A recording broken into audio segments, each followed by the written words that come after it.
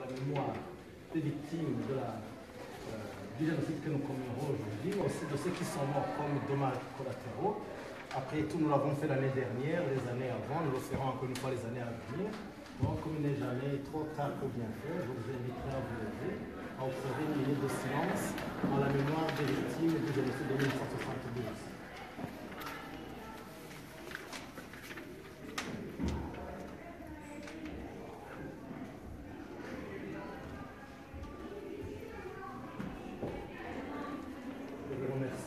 Après tout, c'est une minute symbolique. Vous n'avez pas de chrono à la main.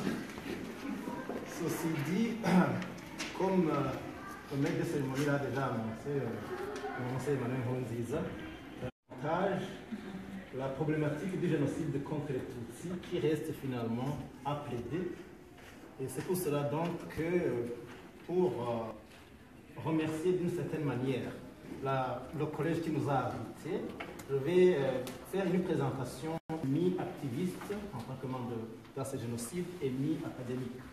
J'essaierai bien sûr de ramener, d'articuler les choses de façon à ce qu'on se comprenne tous. Après tout, ce n'est pas une conférence académique.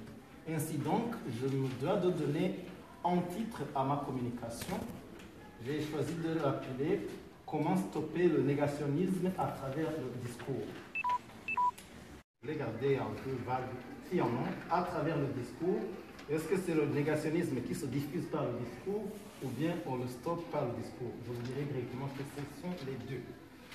Alors, pour voir ensemble comment stopper ce négationnisme à travers le discours, je propose d'articuler ma communication en deux volets inégaux. Le premier sera de replacer le génocide de 1972 dans le cadre socio-historique du Burundi. Ce sera la plus petite partie de ma présentation. Et la deuxième partie sera justement comment stopper le négationnisme à travers le discours. Là, je vais principalement parler ou entraîner l'assistance à certaines des techniques que vous utilisez, que nous utilisons, sans nécessairement les appeler avec les termes académiques, mais on va voir ensemble comment peaufiner notre combat de toujours, combat contre le génocide, combat contre le négationnisme. Et je me suis présenté comme, il faut appeler les choses par leur nom, académicien. Je suis chez moi au Collège Glendon où je termine bientôt mon doctorat en études francophones, option linguistique. Mais aujourd'hui, je vais, au risque de paraître copier l'ambassadeur Tassis Nakiola, me présenter aussi sous un double volet. Le premier, c'est que je me considère comme témoin de 1972. Pas que j'étais à l'âge de comprendre les choses à l'époque. Je ne vais pas vous livrer la date et le mois de naissance, mais je suis de fin 70. Donc, j'avais à peine un an et demi, moins d'un an et demi, quand le génocide a commencé. Et étant donné que, selon les enseignements de l'organisation Umugambi w'Abakozi b'u Burundi, dont je vous ai donné la traduction et l'original, je veux dire, et la traduction en français, inciter les miliciens à tuer tout Tutsi et à ne pas hésiter à éventer les femmes enceintes. Je n'étais plus dans le sein de ma maman, mais donc je me considère comme survivant parce que je suis de l'ethnie Tutsi, je n'ai jamais caché mon ethnie. Et ça ne veut pas dire que je considère, que je respecte mes frères Hutus, toi et naturalisé. Voilà donc la première qualité sous laquelle je me présente aujourd'hui. Je suis un survivant de 1972. Mais également, je me présente comme témoin parce que ça c'est, je ne sais pas si on a déjà fini la distribution de ce deuxième jeu de documents. Selon l'un des spécialistes respectés des études sur le génocide, l'américain, moi je préfère l'appeler le chercheur états-unien parce que nous tous nous sommes américains après tout. Donc selon Gregory Stanton, qui est l'auteur de ce qui fut les 8 étapes du génocide, lesquelles il a peaufiné à l'année dernière pour en faire 10. Donc, au départ, il présentait le négationnisme, la négation, comme la 8e étape du génocide. Maintenant, c'est la 10e, comme vous le voyez à la première page d'un de ces documents que je vous ai donnés. Donc, il y a un jeu de documents de 2 pages. peut-être qu'on le distribue encore. Rapidement, je peux... vous l'avez? Oui, c'est complet, sauf que c'est venu un peu tardif. Bref, le négationnisme, la négation, fait partie du processus génocidaire. La 8e étape dans le schéma ancien, la 10e dans le schéma revu de Gregory Stanton. À ce titre, donc, à voir ce que nous vivons, ce que l'ambassadeur Kazim Nakiro a soulevé, nous a rappelé, qui se joue au nom de la recherche de la justice pour les victimes de 72, au sein du collectif de 1972. Ce que nous observons, c'est la négation, donc c'est comme si nous vivons toujours le génocide, non pas de 2016, que promet les miliciens du CNDD-FDR au pouvoir aujourd'hui, mais aussi la suite, la continuation de 1972. Alors je m'arrête là pour la théorisation de ma pauvre personne, mais au moins c'était pour qu'on se parle en se comprenant sous quel angle on se présente. Alors, si je suis témoin, en même temps survivant, il se fait également que par choix personnel, ce n'est pas par incitation, je suis membre et représentant en effet de l'association de lutte contre le génocide AC Génocide Canada, qui est une association fille de AC Génocide de Chilimoso du Burundi.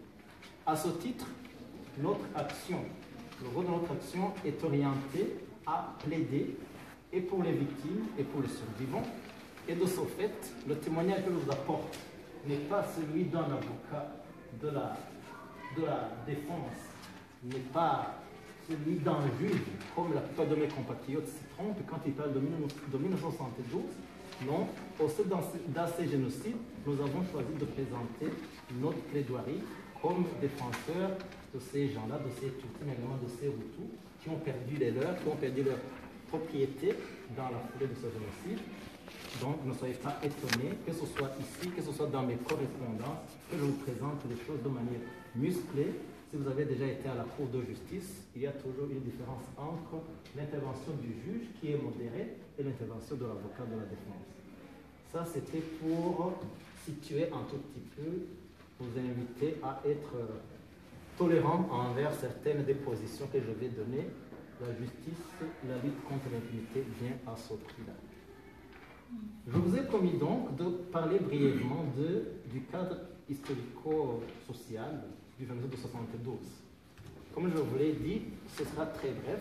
Je vous inviterai tout simplement à retenir 4 dates dans l'histoire du Burundi. La première étant 1916, c'est-à-dire l'année de l'apparition de l'ouvrage de l'anthropologue allemand Frank Meyer. L'ouvrage, c'était au départ en allemand, dit Barundi. Ceux qui parlent l'allemand ne sont pas au cours, ne parlent pas allemand. Mais il a été traduit, je pense, en 1984 sous le titre de Barundi. Pourquoi est-ce que je mentionne cet ouvrage? Je n'ai pas la page, d'ailleurs je cite de mémoire, à un passage de série. Cet anthropologue a dit, tant que, je cite de mémoire, ce n'est pas tout à fait exact, tant qu'on n'aura pas réduit les arrogants Watusi ou les arrogants Watutsi, le christianisme ne pourra pas s'asseoir, ne pourra pas s'installer au Burundi. Donc, déjà, on étiquetait une population qui doit être réduite. De quelle manière? On n'en parlait pas encore, mais il y a déjà la première attaque, le premier ciblage de la population tutsi. La deuxième date que je vous invite à retenir, si vous voulez comprendre les origines de 61 août 1925, l'année ou la date où l'arrêté royal belge décrétait, je n'ai pas les termes exacts, mais décrétait que désormais, ce sont les Tutsis, pardon, les Baganois d'abord, ensuite les Tutsis, qui doivent garder leur poste d'administrateur de territoire. Tout ce qui était chef Hutu devait être démis. Une idée me vient d'ailleurs ici de partager cette information qui vous aidera à comprendre certains phénomènes sociaux au Burundi. Il se pourrait que le phénomène de Kwihutura aura été accéléré autour des années 1931 parce que les derniers chefs Hutus étaient en train d'être démis. Alors, puisque c'était des gens compétents, en plus qui avaient de bonnes relations avec leurs rois ou leurs Baganois, on a invité certaines personnes qui étaient dans leur poste à Kwihutura pour qu'ils ne soient pas démis de leurs fonctions. Ça, c'est une parenthèse, je comprends, mais qui, je crois, vaut la peine d'être partagée. Donc ça, c'était la deuxième date. En plus de 1925, j'invite tout le monde qui veut comprendre ce qui s'est passé au Burundi toutes ces années 65, 72, 88, 91, 93 et jusqu'aujourd'hui, à retenir 1959, non pas chez nous au Burundi, mais au Rwanda, quand l'administration coloniale belge a organisé la masse autour du Rwanda pour qu'elle chasse non seulement du pouvoir, la monarchie du Tutsi, mais également qui les élimine, ce qu'ils ont appelé, je pense, la Toussaint rwandaise. Les langues négationnistes parlent de révolution sociale. Si c'est à l'écrit, en ma qualité d'analyse du discours, si je lis votre écrit, que je ne vois pas de parenthèse, je veux dire de guillemets ou de caractères italiques, là, ce n'est pas toujours à 100% précis, mais c'est que vous vous positionnez déjà. C'est ce qui s'est passé en 1959, qui consistait à tuer les Tutsis et à tuer leur bétail. Vous le considérez comme une révolution sociale. Soit on se trompe, soit on applique que c'est une révolution sociale, alors que, à mon avis, c'est le début du génocide des Tutsis au Rwanda. La quatrième date, qui est celle qui nous réunit donc aujourd'hui, c'est celle du 29 avril 1972. Et c'est à ce titre donc que je vais, c'est à partir de celle-là que je vais passer à la deuxième partie de ma présentation. Devant vous, ou alors, oui, devant vous, vous avez ce texte qui est l'appel du parti Hutu incitant au génocide des Tutsis. C'est un extrait d'un livre publié en 1992 par Makman Yakiza, mais il reprend un écrit qui avait été distribué en prélude au génocide de 1972. Si j'ai bonne mémoire, l'ambassadeur Tassin Makirola, lors de sa présentation en 2014, nous aura parlé de au moins 59 confirmations de l'authenticité de ce document. J'aime toujours être reconnaissant, c'est de vous que j'ai appris le saut d'historicité. Alors, c'est lui qui nous a parlé du cachet historique donné à ce document, donc c'est authentique. Concrètement, Umuganga Wakozi au Burundi, qui était un groupe marxisant, bon, à l'époque nous sommes dans les confrontations bloc ouest et bloc est, donc capitalisme et communisme. Les Wahutus sont organisés, après tout c'était une deuxième ou troisième reprise de ce qui avait été tenté en 59 au Rwanda, essayé encore une fois au Burundi 65, tentative de coup d'État ethnique, c'était entre guillemets en 69, alors 72 on devait en découvrir. Et les organisateurs y avaient mis le paquet, et c'est ainsi que même le petit paysan était mobilisé, puisqu'on ne pouvait pas fournir de fusils à tout le monde. Le paysan autour a toujours, le paysan burundais, pardon, a toujours sa machette, il a toujours sa serpe. Donc, il y a un appel sans équivoque. Je parle par exemple de l'article 3, où on demande d'attraper les ministres, les gouverneurs de province, les commissaires d'arrondissement, les administrateurs communaux, les conseils. Bon, c'est ma traduction, complètement. Et tuez-les avec leurs femmes, leurs enfants. N'hésitez pas à éventer les femmes enceintes. Je pense qu'il n'y a pas plus équivoque que cela. Bref, ça, c'est un prélude à 72, et c'est fort de ces enseignements que finalement les miliciens d'Oruro ont passé à l'acte ultime et se sont bien massacrés tout ici, principalement, on commence par les zones du sud, sud-ouest, Rumonge, Nyanzarak, Bujumbura, comme on l'a dit. Là, je ne vais pas m'y éterniser parce que cette date, à mon avis, du moins par mes analyses des écrits, sert de référence tant pour la plaidoirie que pour le négationnisme. C'est pour cela que aujourd'hui j'ai choisi de me focaliser sur ce que disent sur 72 un certain nombre d'acteurs. J'ai choisi un politicien burundais, j'ai choisi la correspondance de l'administration états-unienne, j'ai choisi un chercheur qui malheureusement est considéré comme une référence au Burundi, alors que c'est le plus grand des négationnistes, j'ai nommé René Le Marchand, et j'ai choisi enfin un écrit de la United States Institute for Peace, ou USIP, pour deux raisons. D'abord, il est respecté, c'est une agence gouvernementale des États-Unis, non partisane, comprenez, qu'elle a et des démocrates et des républicains, donc c'est encore plus crédible. Alors que malheureusement, leur position, leur diffusion de certaines réalités sur 72 et sur ce qui est venu 72, je parle de 88, 93 et jusqu'à aujourd'hui, et finalement on ne peut plus négationniste. Je vais donc vous inviter, en fait, j'avais demandé la permission au départ pour faire, je dirais, une sorte d'introduction, si vous n'êtes pas déjà introduit, à l'analyse critique du discours. Oubliez l'ordre. Prenez cette page où j'ai dit échantillon de discours à déconstruire. Alors, je ne vais pas commencer par A, je voudrais que l'on commence par C. Qu'est-ce qu'il en manque? Parce que j'en avais imprimé une trentaine, bon, de toute façon. Alors, c'est une correspondance interne au gouvernement états-unien, en mémoire du département d'État au président des États-Unis. On voit qu'il cherche au tirage. Je pense que vous pouvez trouver, j'allais dire l'original, mais c'est une copie de la copie de l'original. Bon, ceux d'entre vous qui se battent sur le terrain médiatique et académique, vous aurez probablement visité un site web, je m'excuse de le citer, mais il faut en parler, qui s'appelle AG News. AG News. AG News, en fait, c'est le creuset du pur négationnisme panhoutiste. Alors, c'est eux qui présentent ce document comme une preuve irréfutable du génocide contre les Hutus du Burundi. Et justement, ils citent la toute première phrase en anglais. As happened often in the past, on April 29, a group of Hutus tried to precipitate a revolt against the ruling Tutsi tribe. Je ne vais pas aller plus loin. Pour nous autres analystes critiques du discours, ceci peut suffire à lui-même.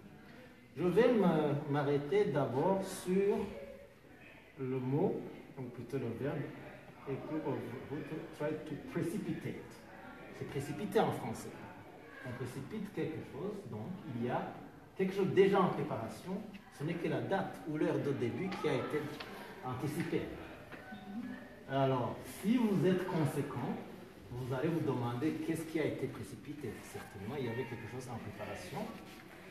Et le reste pour cette phrase, c'était ce que nous reprenons parfois sans le savoir, a revolt against the ruling Tutsi tribe. On n'a pas besoin d'être anthropologue ni linguiste, mais une tribu, et même l'ethnie dont on parle au Burundi, en toute caractéristique, c'est qu'elle a une langue à elle seule. Nous sommes des groupes différents, d'accord, pas un certain nombre de traits, mais nous sommes ni ethnie, ni tribu. De toute façon, ce n'était pas cela. Le focus de ma présentation, c'est surtout, pour cet extrait, la précipitation. C'est que donc, il y avait quelque chose en préparation. Finalement, si on fait dialoguer nos documents, ça ne fait que confirmer ce que vous avez dans l'appel à l'extermination des Tutsis qui a été diffusé par vous.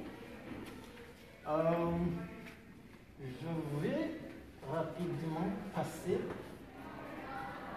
à parler des États-Unis encore une fois. La note D sur la même page. In 1972, Hutu rebels attacked and massacred a large number of ethnic Tutsis. The military responded with even greater brutality against a much larger number of Hutus. Là, je vais m'arrêter sur le substantif rebelle. Je vais admettre volontiers que l'organisation Hutu voulait se rebeller, prendre le pouvoir. J'allais dire que c'est une ambition légitime, mais la prise du pouvoir passe par autre chose que l'élimination d'un groupe social, ce qu'on appelle ethnique. J'insiste sur ce mot rebelle parce que vous comme moi, avant peut-être qu'on ait aiguisé notre compréhension des mécanismes par lesquels le négationnisme se mêle, on reprend que les rebelles, même tout à l'heure dans l'exposé, heureusement que M. l'ambassadeur a tergiversé, il a dit ceux qui nous gouvernent, les anciens rebelles. Rebelles à quoi? Oui, à un pouvoir. Mais s'il faut se rebeller, là, je préfère citer le plus célèbre, à mon avis, des rebelles. J'ai nommé Feu Nelson Mandela. C'est lui qui, dans son ouvrage autobiographique, Long Walk to Freedom, je cite sans avoir la page, mais il disait quelque part, Armed struggle must be directed against the tools of the regime. Mais non, c'est une citation d'abord. Mais non, est-ce que la pauvre femme enceinte aussi, est-ce que le bébé, le fœtus même dans son ventre, est-ce que c'est un outil du régime? Je n'ai pas besoin de votre assentiment. Ça sort de soi-même. J'en profite seulement pour vous inviter à tourner la langue 1000 fois avant de reprendre ces phrases qui pullulent, qui inondent les écrits, les images que nous voyons quand on entend ou quand on lit sur 1972. Bref, il était question de dire une expression en mot, puisqu'il vient d'une autorité respectée, surtout quand nous sommes burundais, que ça nous vient de RFI, CNN, que ça vient de la BBC, c'est comme si ça rentre auréolé dans tel prestige que très peu de gens, si vous n'êtes pas dans l'analyse par exemple, ou dans le monde juridique, se dérangeront pour déconstruire, parce que c'est de cela qu'il s'agit, déconstruire ce discours qui se construit petit à petit par des mots au départ anodins, mais à la fin qui cachent des monstruosités. Mais non, j'ai choisi également de vous partager cet extrait d'un article écrit par un politicien burundais, Alexis Sindri, je n'ai pas besoin de le présenter. D'abord, il faut mettre les choses au fixe. Ce n'est pas pour le déconstruire ni le descendre, loin de là. J'ai une estime pour certaines des choses qu'Alexis Sindri a fait. Donc, ceci, ce n'est pas pour entacher ni la personne ni son parti, mais c'était plutôt, je l'ai choisi parce que c'est quelqu'un qui a une audience considérable parmi les acteurs burundais, je crois aussi parmi certains chercheurs. Donc lui qui, en jour de 1997, quand il faisait ses études à la prestigieuse Harvard University, a écrit ceci, vous l'avez devant vous, Hutus were massacring Tutsis in several provinces of the country. They were exacting revenge, not only for this, but also for 1972, when Tutsis had murdered 200,000 Hutus to repress a Hutu uprising against Tutsi dominance. Laissez-moi parler d'abord de l'acteur. Je reviens sur la personnalité d'Alexis, je reviens sur le contexte de production, ce qui est comme nous autres sont dans le monde de la communication, on doit parler du contexte, n'est-ce pas? C'est produit à Harvard University. L'auteur, c'est Alexis Sindrige, excellent comme journaliste, pas si mauvais comme activiste politique. Là, c'est le jugement personnel dont vous disait Emmanuel. Bref, qui a une audience. Si quelqu'un qui ne veut pas se déranger pour déconstruire le discours tombe sur cette phrase d'Alexis, ces deux phrases d'Alexis Sindrige, va dire voilà, même Alexis Sindrige a dit qu'il était question de prendre la revanche sur les Tutsis qui avaient fait ceci, cela. Maintenant, revanche, peut-être. Là, c'est en toute honnêteté scientifique. Mais il se vengeait de quoi? Il reste à prouver. Deux, j'ai souligné, j'ai mis en gras le mot uprising, révolte ou soulèvement, je pense, si on donne la meilleure traduction. Soulèvement, ça marie ce que je viens de dire tout à l'heure au sujet de rebel. Uprising, you uprise, donc tu te soulèves, tu te révoltes contre l'administrateur, la désobéissance civile. Tu cesses d'aller aux travaux communautaires, tu cesses de payer ta taxe, mais tu ne vas pas massacrer ton voisin. Je sais que je prêche à des convertis, mais comme je l'ai dit au départ, je dois faire intervenir un certain nombre de considérations théoriques. Question de remercier le département qui nous a prêté cette salle, mais encore une fois, je dois rapatrier le débat pour rester dans la raison qui nous rassemble aujourd'hui, c'est-à-dire comment déconstruire, comment stopper le négationnisme puisqu'il a été démontré dès le départ que le négationnisme fait partie intégrante du génocide. Enfin donc, je vais parler de cet exemple du United States Institute for Peace. Donc, bon, là aussi, il est question de Hutu Rebels, c'est D sur le document là. Il est question de Hutu Rebels attacked and massacred a large number. Bon, je pense qu'on avait parlé de ça, mais je vais finalement dévoiler pourquoi j'ai choisi USIP. Je l'ai déjà dit, d'abord pour sa crédibilité, pour sa carrière en tant qu'institution gouvernementale non partisan des États-Unis. Et deux, c'est parce que, elle est la référence, une des références pour les chercheurs sur le génocide et surtout sur le Burundi. Pendant un certain temps, là je dois partager une anecdote, quand j'ai adhéré à AC Génocide Canada en 2001, bon, je venais de découvrir le monde de l'Internet. Avec Google en 2002, je commence à chercher ce dont j'ai besoin et tu as ça qu'il y a eu génocide de Tutsis. En 1993, ne figure nulle part. Même sur le site web des Nations Unies, vous étiez à la S-bar 1996-680 et tout d'un coup vous le trouvez à 680 combien 3. La 682, on l'avait sauté. Alors, j'ai commencé mes activités à l'époque. Je pense que j'ai perdu une centaine de courriels. Un email au service d'information, UN, n'importe quel email que je trouvais, je leur envoie un message. Pourquoi est-ce qu'on ne voit pas ce rapport alors que tous les autres rapports sont là? 2005, 6, 7, je pense que ce n'est qu'en 2009, 2008 qu'ils ont redressé la chose. Dans l'entretemps, le seul site où on pouvait avoir accès à ce rapport, c'était le site de USIP, United States Institute for Peace. Il était là, en entier, sans commentaire. Mais pourquoi est-ce que je le choisis aujourd'hui dans le camp, excusez l'expression, négationniste? C'est parce que, pas plus tard que, je pense que le 10, c'était quand il y a 2 jours, quand je préparais cette communication, je suis retourné chez eux et je trouve que la partie du rapport sur 93 qui parle des conclusions, c'est-à-dire de l'article, du paragraphe 483 à 495, n'est pas disponible. J'ai pris la note, je l'ai postée sur ma page Facebook et j'ai dit scandale à la USIP, je l'ai dit en anglais, le rapport manque les parties les plus significatives. J'ai dit ils nous doivent des excuses, they owe us apologies. Comme par hasard, la personne qui a répondu au nom de la United States Institute for Peace, c'est, certains de mes amis ici le connaissent, un certain John Ingalls, qui fut mon prof de poésie et littérature américaine au Burundi en 1992-13. Et il dit « I apologize ». Ok, moi j'ai applaudi des 2 mains. Quelques instants, 10 minutes plus tard, je reviens sur ma page Facebook. Apology has gone. Il avait enlevé les excuses.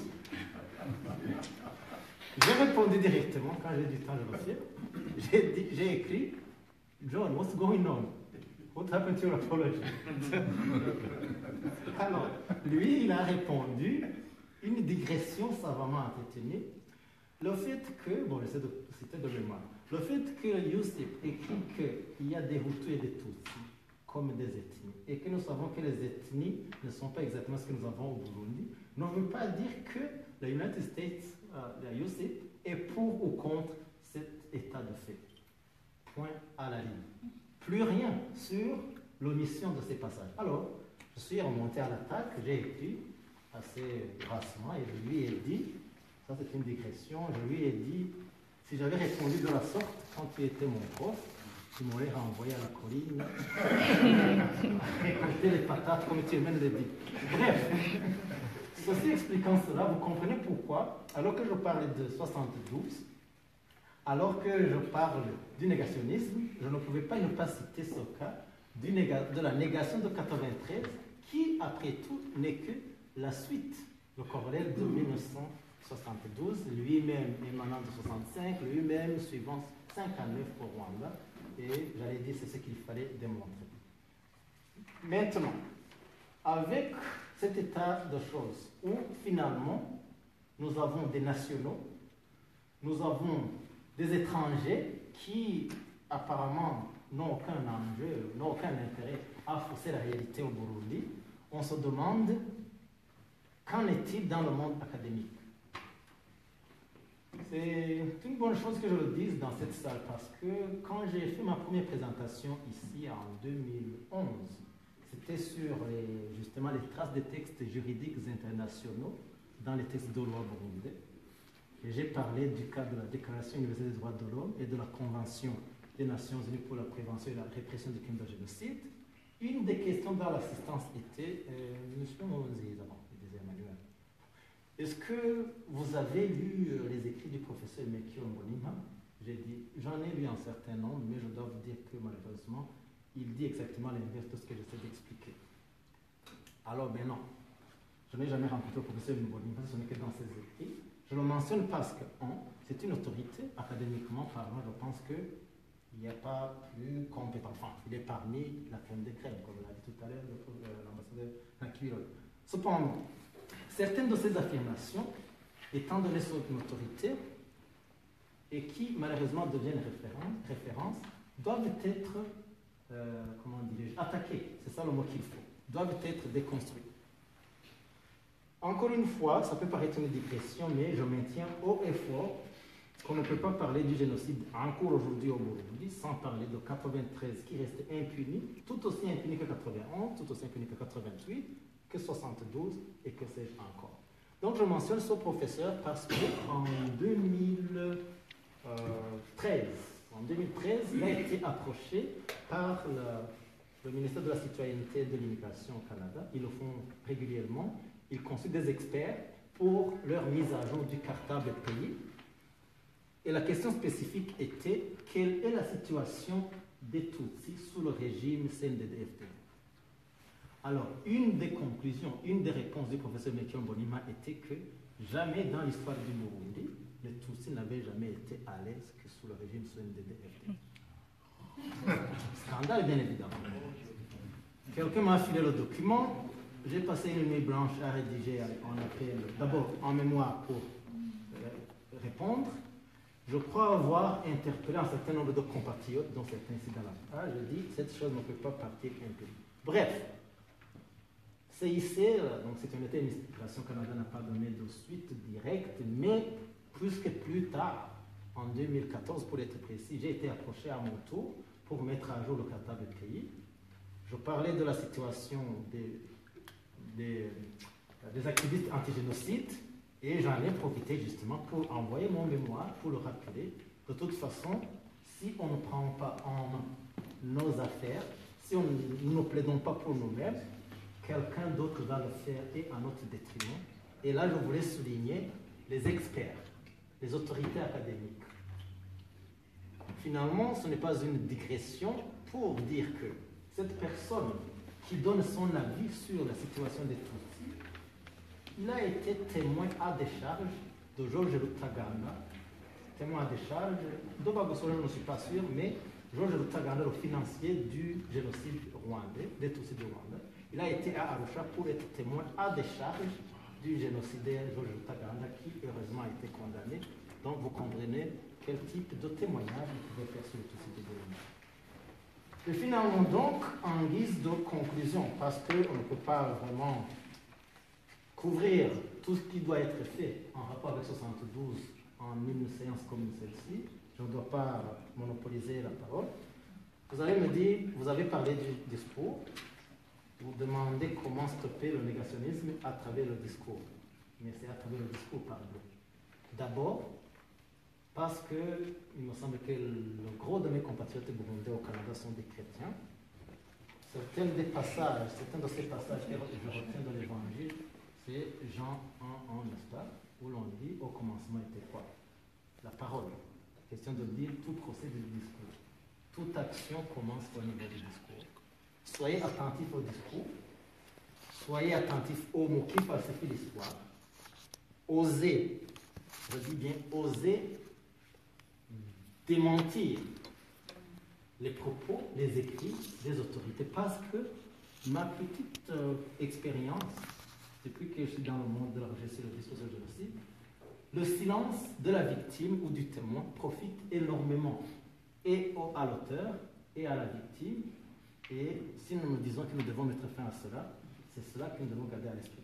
À ce titre donc, puisque on ne peut nier, on ne peut déconstruire que ce que nous savons, que ce que nous comprenons, j'ai une phrase que je voudrais vraiment partager avec les autres. À mon niveau, le peu de connaissances que nous avons, ou les expériences de la vie que nous avons, parfois, j'ai constaté que la connaissance, pas parfois, toujours, la connaissance n'a de valeur que quand elle est partagée. En d'autres mots, je peux me tenir ici, avoir lu des ouvrages et des ouvrages, mais si je n'écris rien, si je n'invite les autres à me dire ce qu'ils pensent de cela et ce que nous devons faire de cela, nous n'allons arriver à rien. Et c'est pour cette raison que, même si je ne trouve pas mes listes, j'invite ceux qui sont ici, qui ont besoin, qui voudraient que je leur partage le livre blanc sur les événements de 1962 de ce génocide, produit par le gouvernement du Burundi. En fait, c'était l'ambassade, je crois, du Burundi à New York. Il existe en 2 versions, français et anglais. Comme ça, vous aurez, comment dirais-je, l'information produite sur le tas, moins de 2 mois. En fait, c'était d'ailleurs en cours même de ce génocide. Et vous aurez l'occasion de le comparer avec ce qui a été produit justement par les pseudos. Bon, c'est des spécialistes dans notre domaine, mais les falsificateurs. Noam Chomsky parle d'intellectuels faussaires. C'est ainsi que je nomme René Le Marchand quand il s'agit de Burundi. Donc, je vais vous donner une liste pour pouvoir vous partager ce document du gouvernement du Burundi sur 1972, dans l'espoir, dans l'invitation que vous allez l'utiliser pour comprendre et finalement contrer et confondre les négationnistes. Je vous remercie de votre attention. Merci d'être venu et merci pour l'après-midi.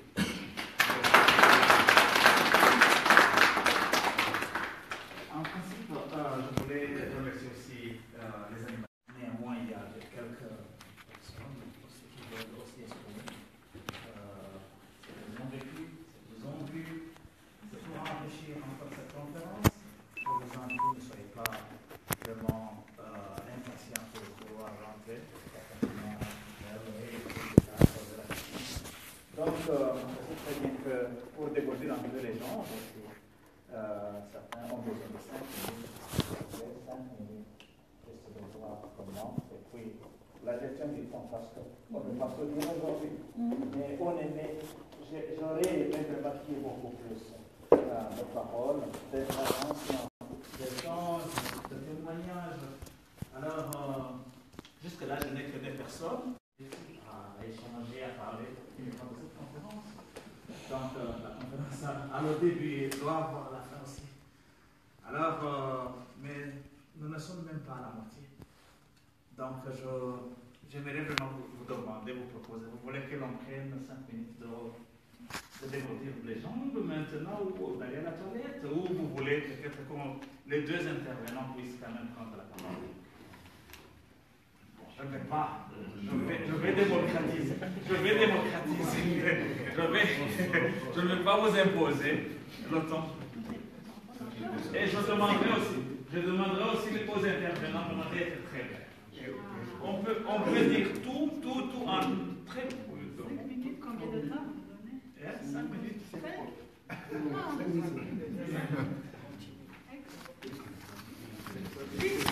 10?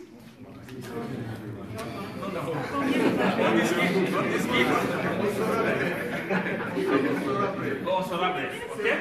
Merci beaucoup. Alors, tu peux sortir. Il va commencer, n'est-ce pas? Oui. Ok. Il va commencer. Ok, merci beaucoup. La parole que je vous ai donnée. Vous êtes accordé. Ok. Merci.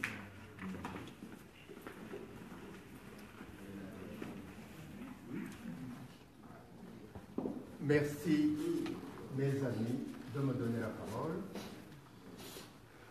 J'ai fort apprécié l'exposé de nos frères et amis concernant les événements de 1972. j'ai fait un exposé sur le sujet.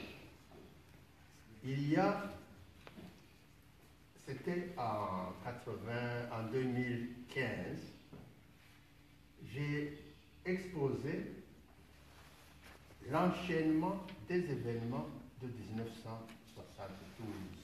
L'enchaînement. En un mot, j'ai montré l'origine du génocide contre les Tutsis en 1972. Origine, c'est les enseignements, vous l'avez relevé, c'est le modèle rwandais. Un modèle, c'est ce qu'on vous montre. Voilà, faites comme ceci. Il est là, au-delà de la crinière. Pas seulement là, il y a des Burundais qui sont allés apprendre comment on fait. J'ai montré que l'enseignement, l'exemple moderne sont exactement ce que la puissance coloniale a exécuté. D'abord en 1959. 1959, il y a eu le début du génocide contre les Tutsis au Rwanda. Mais attention, ce génocide contre les Tutsis au Rwanda en 1959, c'est la puissance coloniale qui l'a exécuté. Ce ne sont pas les Hutus du Rwanda qui l'ont exécuté. Parce que c'était la Belgique qui était l'administration, le gouvernement du Rwanda-Burundi. C'est un des responsables. Ce n'est pas les Hutus du Rwanda qui ont fait le génocide de ces 4 heures. Non. En plus,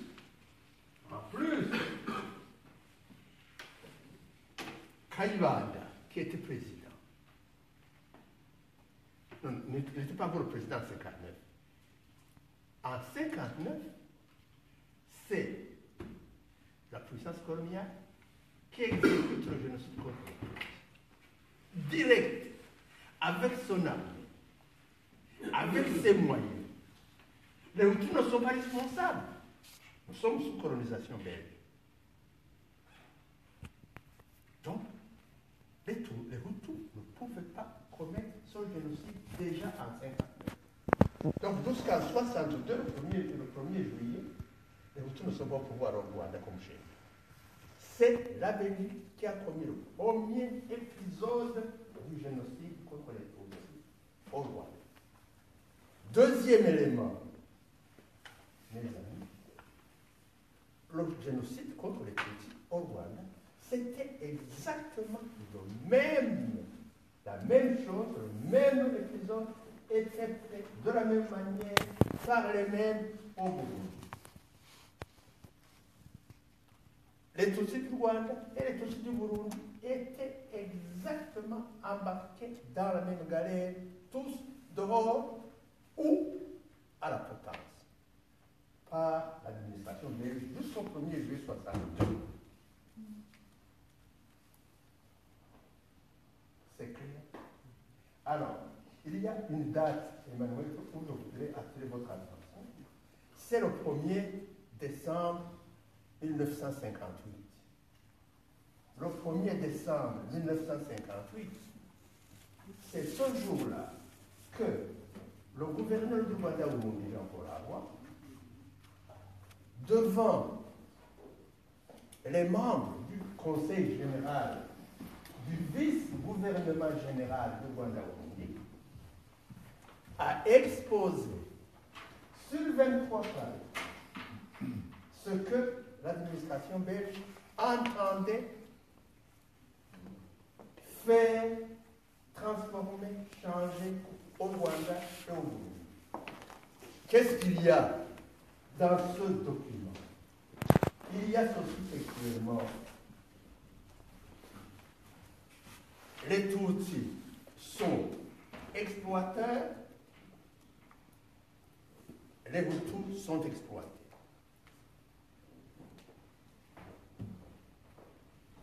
Conclusion, il faut aider les Hutus pour que l'oppression des Tutsis cesse. Qui aider? C'est la Belgique qui doit aider pour que les Hutus se débarrassent de l'oppression et de l'exploitation du Tutsi.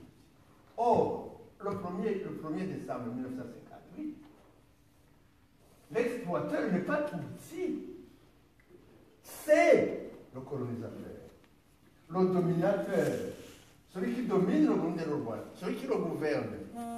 Ce n'est pas le Tutsi, le Tutsi ne gouverne pas, il est gouverné.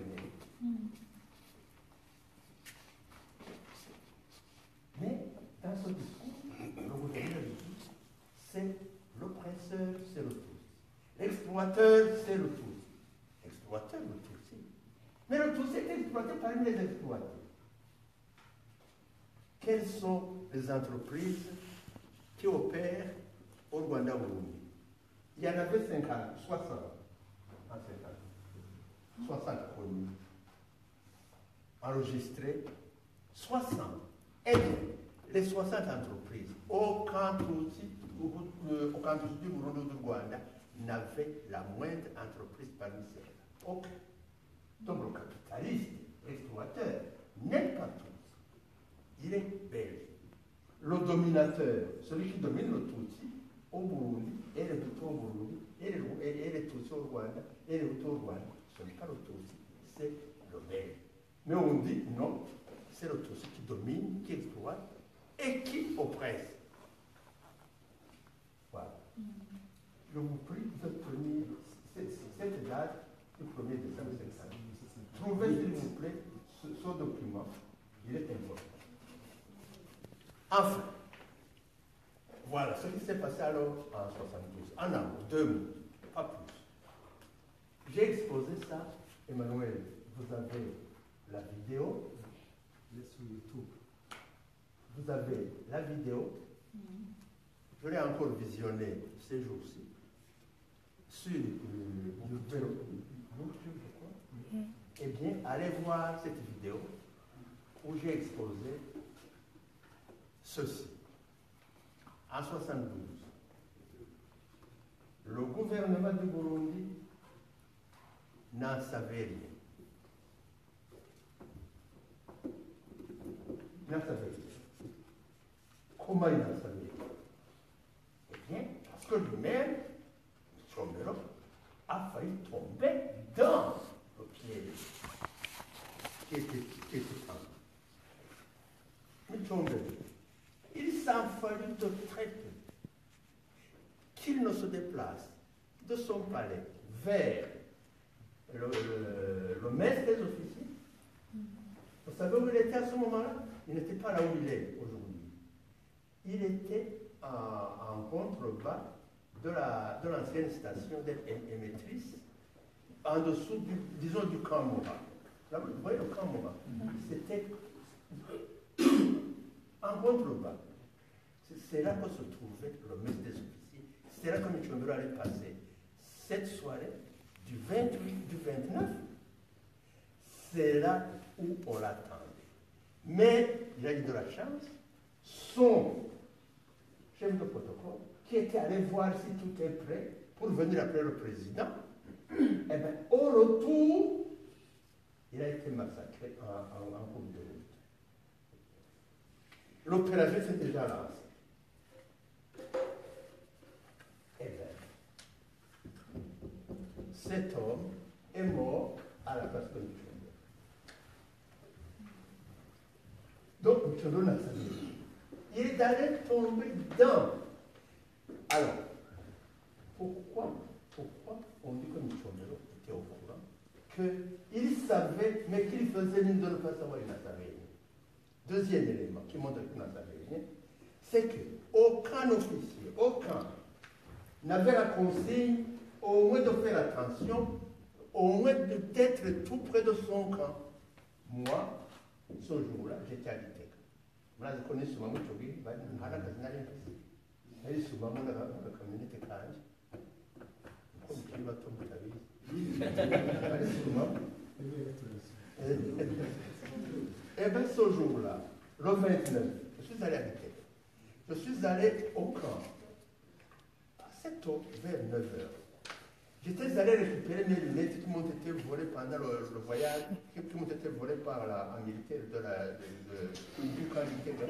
Comme ils me les avaient volées, je suis allé les réclamer chez Singri. J'ai dit, il y a quelqu'un qui a volé mes lunettes anti-soleil. Je me suis de me les chercher. J'ai appris qu'il serait quelque part ici. Il m'a dit, oui, je vais vous chercher. Ça a été cherché, ça. Je l'ai trouvé. Je l'ai remercié. Et il m'a dit, au revoir, moi je vais chez moi à Diane, avec la famille. Le 29, nous sommes vers 9 heures. C'est nous dire j'ai appris sa voiture et ses enfants. Ils sont allés, ils ne sont pas arrivés à Diane, à la maison.